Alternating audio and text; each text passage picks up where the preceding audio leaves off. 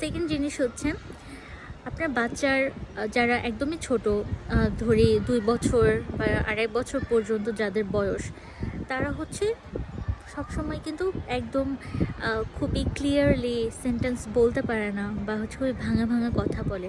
সেক্ষেত্রে অনেক ক্ষেত্রে দেখা যায় তারা কিন্তু বিভিন্ন ধরনের জেস্টার পোস্টার ফলো করে, যেমন হাত পা নাড়ানো হতে পারে, বা হচ্ছে মুখে কোনো সাউন্ড করা হতে পারে।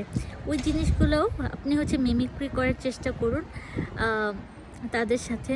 সো একটা জিনিস সবসময় মনে রাখবেন যে একদম ছোট বাচ্চা যারা, তাদের ল্যাঙ্গুয়েজ বা কমিউনিকেশনের সিস্টেমটাই হচ্ছে আপনার জেস্টার পোস্টার বা কোনো ধরনের সাউন্ড করা এর মাধ্যমে।